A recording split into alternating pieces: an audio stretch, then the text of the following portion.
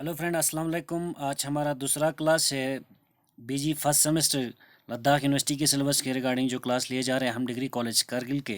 तो आज हमारा दूसरा क्लास है सोर्स ऑफ हिस्ट्री। हिस्ट्री किन किन सोर्स को इस्तेमाल करके हमने एंशिएंट इंडिया लिखा है, इस चीज़ के बारे में आज हमारा दूसरा क्लास है। यानी किन किन सोर्स को हमने इस्तेमाल किया है हिस्ट्री लिखने में, आज इन चीज़ों के ऊपर हमें डिस्कस करना है। चलो हम स्टार्ट करता है सोर्स ऑफ हिस्ट्री क्या सोर्स है। लेकिन इस सोर्स ऑफ हिस्ट्री को जानने से पहले थोड़ा सा जो हमारे मन में एक सवाल खड़ा जो होता है, उस सवाल जैसे कि एक बड़ा सा सवाल है कि भाई हमने हज़ारों साल पहले हुए वाक़यात के बारे में कैसे हमने जानकारी हासिल किया, किस तरह हम बता सकता है कि थाउजेंड ईयर्स एगो की वाक़यात हुआ उसके बारे में। The difficult question how we can know about something that took place thousands of years ago. हज़ारों साल पहले हुए वाक़यात के बारे में हम कैसे बता सकता है, ये एक बड़ा सा सवाल हमारे मन में है। तो उसका अगर हम जवाब देखें बहुत आसान है। Very simple answer to this difficult question is that we learn about the past from remains which people of that period have left behind. Past के बारे में हम इजीली समझ सकता है जो उस वक़्त के लोगों ने जो मटेरियल छोड़ के गया हो, जो चीज़ उस पास्ट के लोगों ने छोड़ के गया हो, चाहे वो उनका रोज़मर्रा ज़िंदगी में इस्तेमाल करने वाला टूल्स हो, वेपन्स हो या बाकी चीज़ा छोड़ के गया हो। On the base of that tools weapons, वो जो रिमेंस वहाँ छोड़ के गया है, उसके बेस पे हम इजीली बता सकता है कि वो उस वक़्त के लोग किस तरह रहा करता था, उस वक़्त के लोगों के बारे में हम जानकारी दे सकता है। तो ये एक बहुत बड़ा सवाल का जवाब है। अब चलो हम सोर्स हमारे जो सिलेबस में जो रखा हुआ है उस पर डिस्कस करते हैं। सोर्स क्या है, मैं किन किन से हमने इंडिया की हिस्ट्री लिखा है, खासकर एंशिएंट इंडिया के। तो इस सोर्स को जो है हम देखता है। By studying these remains archaeologist and historian tell us what might have happened in the past. जो चीज़ हमें उन वक़्त के लोगों ने छोड़ के गया, उनको स्टडी करने के बाद आर्कोलॉजिस्ट जब एक्सकवेट करके वहाँ से जो मटेरियल मिला उनको कलेक्ट करके उनको स्टडी करने के बाद हिस्टोरियंस और आर्कोलॉजिस्ट हमें बता देता है कि उस वक़्त के लोगों ने ऐसे चीज़ात को इस्तेमाल किया था, ये इसलिए इस्तेमाल किया जाता था, ये इस टाइप का बना हुआ करता था, उनका मकान ऐसा था, उनका खाना ऐसा था, उनका टूल्स वेपन ऐसा हुआ करता था, वो ये काम काज करते थे। ये सारा चीज़ हिस्टोरियंस और आर्कोलॉजिस्ट हमें वहाँ से जो कुछ मिला उनके बेसिस पे हमें बता देता है। ये एक बहुत बड़ा इंफॉर्मेशन है सोर्स के लिए। चलो हम डिस्कस करते हैं सोर्स ऑफ हिस्ट्री। हमने हिस्ट्री लिखने में किन किन सोर्स का हेल्प लिया है, किन किन सोर्स के ज़रिए हमने हिस्ट्री लिखा है, किन किन चीज़ों के ज़रिए हमने हिस्ट्री लिखा है, किन से पता चला है हमें, ये चीज़ थोड़ा सा हम इंफॉर्मेशन लेता है। तो हमारे पास सोर्स है दो किस्म के, एक है आर्कोलॉजिकल सोर्स, दूसरा है हमारे पास लिटरेरी सोर्स। और आर्कोलॉजिकल सोर्स वो सोर्स होता है जो आर्कोलॉजिस्ट ने किसी साइट का एक्सकवेट किया हो, एक्सकवेट करने के बाद वहाँ से जो मटेरियल मिला उनके बेसिस पे जो हिस्ट्री कहा या उन्हें हम आर्कोलॉजिकल सोर्स में इस्तेमाल करता है। जो चीज़ आर्कोलॉजिस्ट ने एक्सकवेट करने के बाद वहाँ से मटेरियल मिला, उनको स्टडी करके उनसे जो हिस्ट्री लिखा गया, उनको हम आर्कोलॉजिकल सोर्स कहा जाता है। लिटरेरी सोर्स वो है जिस वक्त जिस किंग के दौर में जो किताब वगैरह लिखा हो, कुछ मटेरियल्स लिखा हो, on the base of that material उसमें जो लिखा हुआ है उस हिस्ट्री से हमने कॉपी करके जो लिखा गया है, उन्हें हम लिटरेरी सोर्स कहा जाता है। तो चलो हम आर्कोलॉजिकल सोर्स पर डिस्कस करता है। तो आर्कोलॉजिकल सोर्स में एक है एपिग्राफी, यानी स्टडी ऑफ इंस्क्रिप्शन को कहा जाता है एपिग्राफी। दूसरा है नमस्मैटिक, यानी स्टडी ऑफ क्वेंस को कहा जाता है, सिक्का वगैरह का स्टडी करने को, क्वेंस वगैरह को स्टडी करने को नमस्मैटिक कहा जाता है। एक है मोन्यूमेंट्स, जैसे कि लाल किला हो या दिल्ली के रेड फोर्ट हो या जमे मस्जिद हो या ताजमहल वगैरह, उनसे हमें मुग़ल के बारे में काफ़ी हिस्ट्री के बारे में, मुग़ल हिस्ट्री के बारे में जानकारी हासिल हम उनसे करता है। तो मोनूमेंट्स भी हमारे लिए एक बहुत बड़ा सोर्स ऑफ इंफॉर्मेशन है। या आर्टिफैक्ट्स हो, उस वक़्त के लोगों ने जो मटेरियल छोड़ के गया हो, उन आर्टिफैक्ट्स को कलेक्ट करके उनके बेस पे हम स्टडी करता है, वो भी हमारे लिए एक आर्कोलॉजिकल सोर्स है। उसके साथ साथ लिटरेरी सोर्स में हमारे पास पहला आता है सेक्युलर लिटरेचर आता है। तो सेक्युलर लिटरेचर में एग्जाम्पल लिया जाए तो एंशिएंट इंडिया का अर्थशास्त्र जो एक किताब लिखा हुआ है, कोटियाला ने अर्थशास्त्र, चंद्रगुप्त के टाइम में। तो चंद्रगुप्त मौर्य का पूरा हिस्ट्री जो है हमें अर्थशास्त्र से पता चलता है। अर्थशास्त्र से हमने हिस्ट्री लिखना शुरू किया, अर्थशास्त्र में देखा कि क्या था क्या नहीं था, उस बेसिस पे हमने हिस्ट्री लिखना शुरू किया। लिटरेरी सोर्स में एक सेकुलर लिटरेचर अर्थशास्त्र एक एग्जाम्पल में आपको दिया जाए तो उनसे हमने हिस्ट्री लिखा, क्योंकि उस वक़्त के मौर्यास के टाइम में कुटियाला ने जो उस वक़्त के टाइम में ये जो लिखा हुआ हिस्ट्री है उस चीज़ से हमने एज ए सोर्स इस्तेमाल किया। या रिलीजियस लिटरेचर में हम देखा जाए महाभारत, गीता, रामायण वगैरह जो है उन किताब को हमने इस्तेमाल किया, उनसे हमने उस वक़्त के सोशो इकनॉमी रिलीजन के बारे में, religious history, social history, economic history वगैरह लिखना शुरू किया। ये भी हमें काफ़ी हेल्प मिला रिलीजियस लिटरेचर। या फॉरेन अकाउंट्स, उस वक़्त जो फॉरेनर्स ने विज़िट किया हो एज ए ट्रेवलर्स बन के या एज ए एम्बेसडर बन के, यहाँ आने के बाद उन्होंने अपने मेमोरी लिखा हो या उनके ऊपर किताब लिखा हो अपने टूल्स के ऊपर, अपने ट्रेवल्स के ऊपर, तो उनको हम फॉरेन अकाउंट्स जाना जाता है। उनसे भी हमने यहाँ के कल्चर, सोसाइटी के बारे में जानकारी हासिल करने की कोशिश किया, उन अकाउंट्स से भी, उन किताब से भी। ख़ासकर उनमें एक एग्जांपल लिया जाए तो मेगास्थनीज जो चंद्रगुप्त के टाइम में एज एम्बेसडर आया था, तो मेगास्थनीज ने एक किताब लिखा इंडिका। एंशियंट इंडिया में हम इस इंडिका को एज ए सोर्स के लिए काफ़ी इस्तेमाल किया फॉरेन अकाउंट्स में। या ह्यूसा जैसे लोग 2-3 बार, चाइनीज़ पिलग्रिम्स था, 2-3 बार इंडिया में विज़िट किया उसने। इंडिया में आने के बाद उसने इंडिया की अपने मेमोरी के ऊपर किताब लिखना शुरू किया, CU की उस किताब का नाम था। तो उस CU की से भी हमने काफ़ी हद तक इंफॉर्मेशन हासिल किया। ये फॉरेन अकाउंट्स में आता है हमारे सोर्स में। लेकिन लद्दाख यूनिवर्सिटी के सिलेबस में जो हमें रखा है इपिग्राफी एंड नमस्मेटिक, यानी हमारे सिलेबस में आर्कोलॉजिकल सोर्स में से सिर्फ एपिग्राफी एंड नमस्मेटिक को रखा गया है। हम आज हमारे क्लास स्टार्ट करता है एपिग्राफी से। चलो हम एपिग्राफी से स्टार्ट करते हैं हमारा क्लास। तो एपिग्राफी क्या है, ये किन चीज़ें एपिग्राफी कहा जाता है, हम इस चीज़ के ऊपर डिस्कस करेंगे। The study of inscription is known as epigraphy. Inscription को स्टडी करने को ही एपिग्राफी कहा जाता है। इनस्क्रिप्शन को स्टडी करने को ही एपिग्राफी कहा जाता है। अब हमारे मन में और एक सवाल आया, भाई ये इनस्क्रिप्शन है क्या है? इसको स्टडी करने वाले को तो एपिग्राफी कहा जाता है, स्टडी करने को ही एपिग्राफी कहा जाता है, लेकिन है इनस्क्रिप्शन क्या है? ये और एक सवाल हमारे मन में शुरू होता है। तो चलो हम देखता है। An inscription is any writing that is engraved on stone, wood, metal, bricks, shells, pottery, clay, tablet extra. Inscription एक किस्म का राइटिंग है, किसी भी किस्म का एक राइटिंग है that is engraved on stone wood, जो पत्थरों के ऊपर खोद के लिखा हो, या वुड के ऊपर, या मेटल के ऊपर, या ब्रिक्स के ऊपर, या बर्तन के ऊपर, या क्ले टैबलेट्स के ऊपर जो खोद के लिखा हो पत्थरों को, वुड्स को वगैरह को, या ट्रीज के बाक्स वगैरह को खोद के जो लिखा है, उसे हम इनस्क्रिप्शन कहा जाता है। यानी उस इनस्क्रिप्शन को स्टडी करने को एपिग्राफी कहा जाता है। Epigraphy includes deciphering the text of inscription and analyzing the information they contain. यानी एपिग्राफी में ये सारा आता है डिस्फरिंग द टेक्स्ट। अगर किसी पत्थर के ऊपर, अगर किसी वुड के ऊपर खोद के लिखा है तो किस लैंग्वेज में लिखा हुआ है, कौन सी स्क्रिप्ट इस्तेमाल हुआ है, राइट टू लेफ्ट लिखा है या लेफ्ट टू राइट लिखा है, ये सारा चीज़ डिस्फर करने को ही इनस्क्रिप्शन एपिग्राफी कहा जाता है। उसके साथ साथ एनालाइजिंग, इसमें जो लिखा हुआ है ये क्यों लिखा हुआ है, किस चीज़ को लिखा हुआ है, इसमें लिखा है तो क्या लिखा है, इन सारे चीज़ को, उसके साथ साथ वहाँ जो मैसेज इन्फॉर्मेशन लिखा हुआ है इसमें क्या लिखा हुआ है, इन सब को कलेक्ट, इन सब को स्टडी करने को ही एपिग्राफी कहा जाता है। It also includes paleography, the study of ancient writing.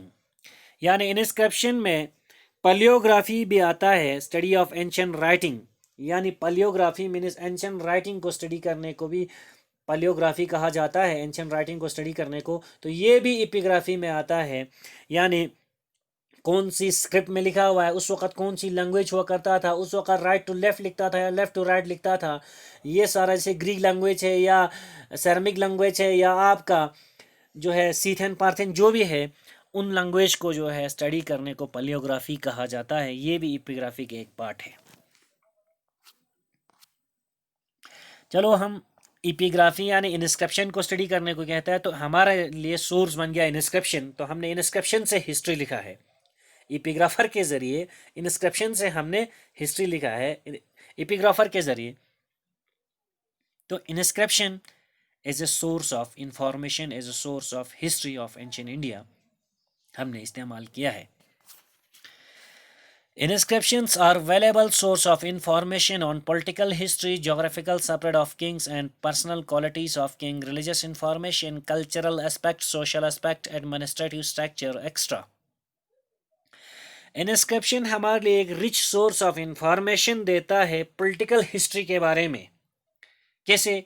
एक इंस्क्रिप्शन की मदद से हम पॉलिटिकल हिस्ट्री समझ सकता है।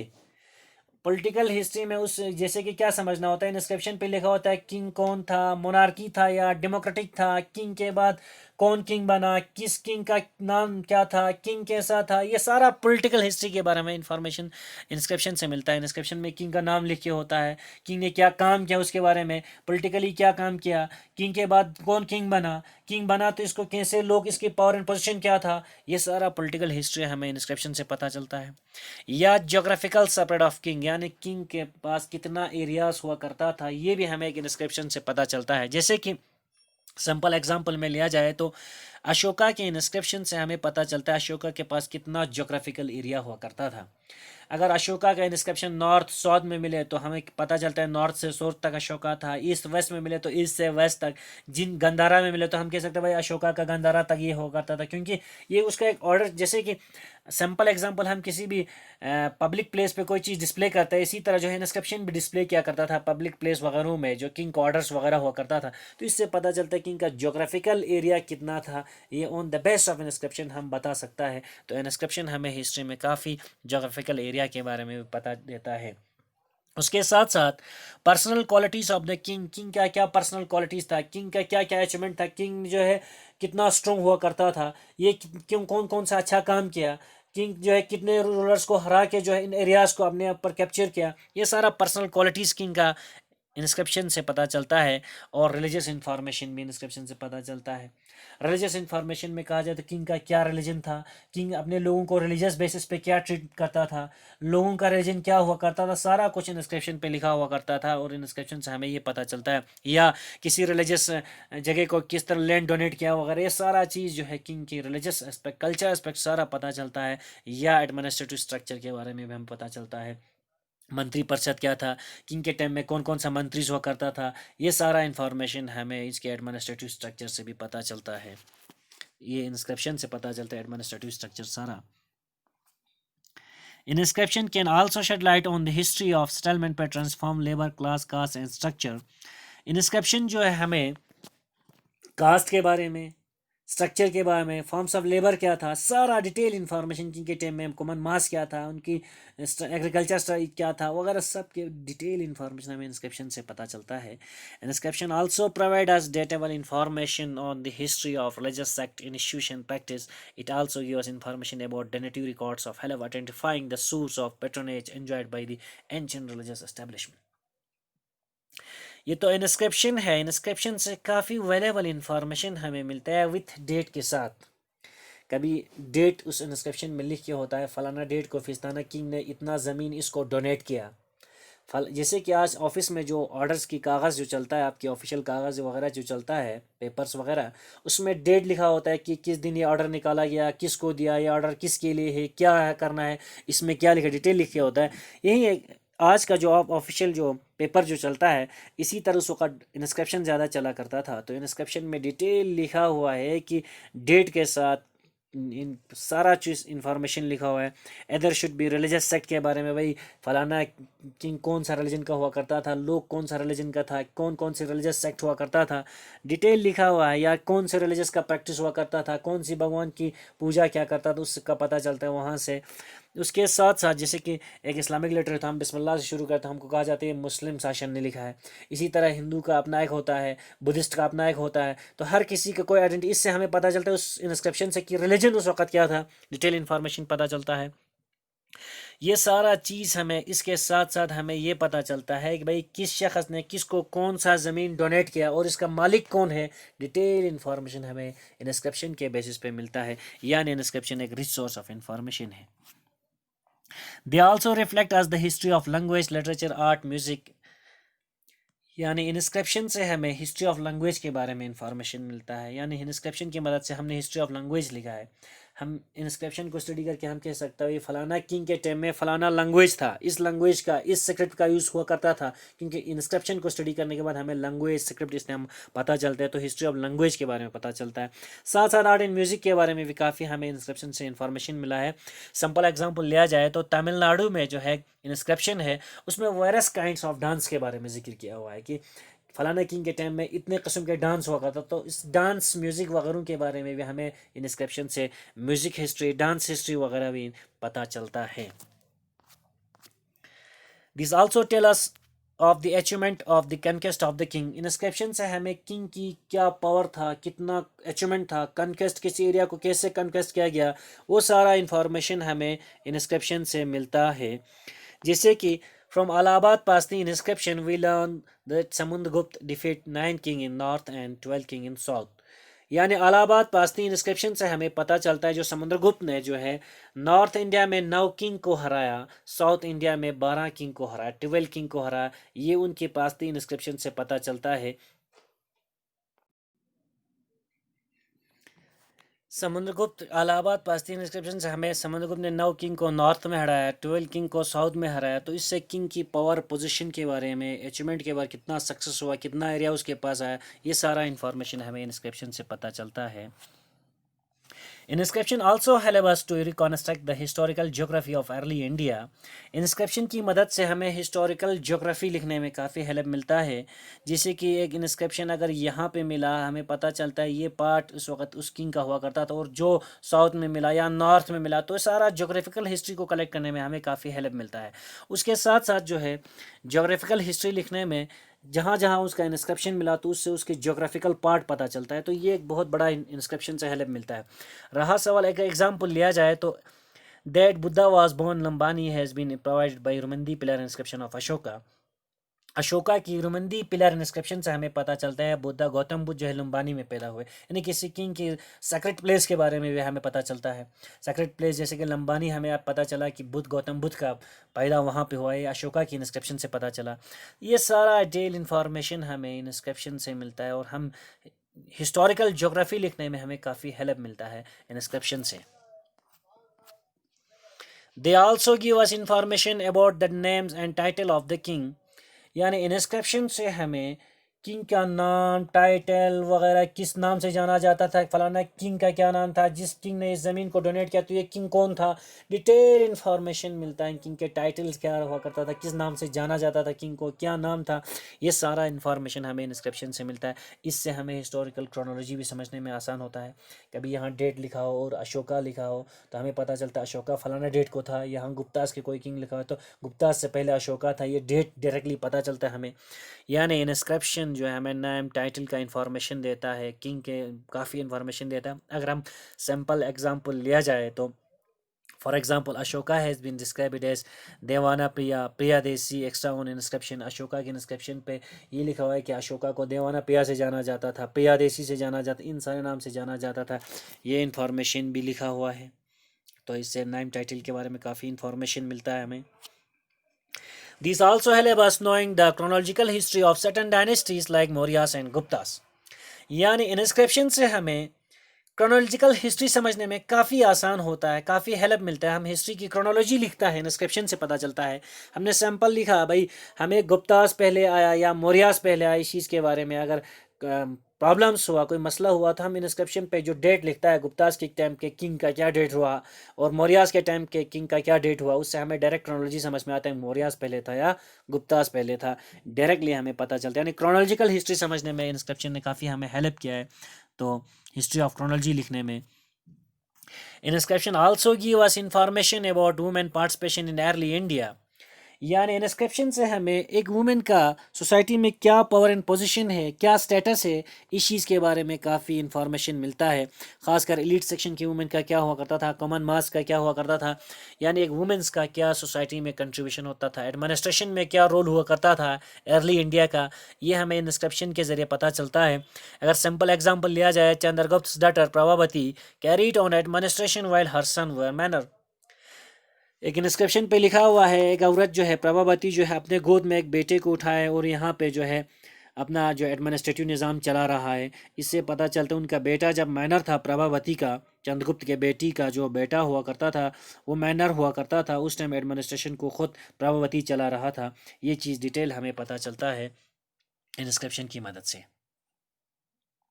They also give us detail about agriculture, irrigation and economic condition of the people. यानी इंस्क्रिप्शन से हमें डिटेल इन्फॉर्मेशन मिलता है एग्रीकल्चर हिस्ट्री के बारे में, इरिगेशन हिस्ट्री के बारे में, इकोनॉमिक हिस्ट्री के बारे में डिटेल इन्फॉर्मेशन मिलता है। देखो एक इंस्क्रिप्शन पे एग्रीकल्चर का डिटेल होता है, जैसे कि यहाँ लिखा हो कि फलाना किंग के दौर में फिस्ताना एग्रीकल्चर मैन ने जो है फलाना बेग फलान एक वीट इसको टैक्स दिया, फलान बेग बार्ली टैक्स दिया, तो हमें पता चलता है उस टाइम कल्टीवेशन क्या हुआ करता था एग्रीकल्चर का और कितना उनका इकोनॉमी था, भाई कितना टैक्स दे रहे हैं उनसे पता चलता है 16 है तो कितना इकोनॉमी हुआ करता था उस टाइम। ये डिटेल इन्फॉर्मेशन है हमें एग्रीकल्चर हिस्ट्री वगैरह इंस्क्रिप्शन से पता चलता है हमें। उसके साथ साथ इरिगेशन हिस्ट्री हमें पता चलता है इससे। उसके साथ साथ हमें जो है यहाँ से इकोनॉमिक हिस्ट्री के बारे में पता चलता है, भाई किस किंग के टाइम में कितना इकोनॉमी हुआ करता है उनकी टैक्स कलेक्शन से या वगैरह इरिगेशन वगैरह से। सिंपल एग्जांपल देखा जाए तो उस वक़्त जो है जूनागढ़ इंस्क्रिप्शन में लिखा हुआ है रुद्रा दमन के टाइम में रुद्रा दमन ने जो है सुदर्शना लेक का रिकॉन्स्ट्रक्ट किया, दोबारा फिर से बनाया गया सुदर्शना लेक, क्योंकि वो एग्रीगेशन के लिए बहुत इंपॉर्टेंट हुआ करता था। एग्रीगेशन के लिए बहुत इंपॉर्टेंट हुआ करता था सुदर्शना। तो ये रुद्रा दमन ने लिखा हुआ है इस सुदर्शना लेक के बारे में कि रिकॉन्स्ट्रक्ट किया गया इस बड़ा लेक को, ये एग्रीकल्चर के लिए कितना इंपॉर्टेंट था, डिटेल हमें इंफॉर्मेशन मिलता है। तो इस तरह जो है इंस्क्रिप्शन हमें एक रिच सोर्स ऑफ इंफॉर्मेशन है इंस्क्रिप्शन। तो साथ साथ हम ये कहता है कि इंस्क्रिप्शन से हमने काफ़ी हिस्ट्री लिखा है, आपका political history, geographical history, economic history, बहुत सारा चीज़ हमने इंस्क्रिप्शन से लिखा है। आपको कहा गया तो इंस्क्रिप्शन की मदद से हमने हिस्ट्री में political, social, economic, geographical history, आपकी कल्चरल हिस्ट्री, सारा कुछ डिटेल इन एक इंस्क्रिप्शन की मदद से हमने लिखना शुरू किया है। कि अशोका का एक इंस्क्रिप्शन में अशोका अपने लोगों से कितना मोहब्बत करते थे, अपने लोगों के लिए उसने क्या चीज़ डोनेट किया, मंत्री परिषद क्या था, ये डिटेल हिस्ट्री हमने इंस्क्रिप्शन से लिखा है। इसलिए इंस्क्रिप्शन हमें एक रिच सोर्स ऑफ इंफॉर्मेशन है। इस ऑनलाइन क्लास में हम थोड़ा कम ही डिस्कस कर रहा है क्योंकि डिटेल हम लिख नहीं पा रहे हैं, क्योंकि इस ऑनलाइन क्लास में आपको पता है कितना दिक्कत आता है इसको फिर डाउनलोड वगैरह करना। सो हम दूसरा क्लास में इंशाल्लाह कल तीसरा क्लास में जो है हम बाकी डिस्कस करेंगे न्यूमेरिकल वगैरह को। इंशाल्लाह हम तीसरा क्लास में फिर मिलेंगे। वस्सलाम वालेकुम।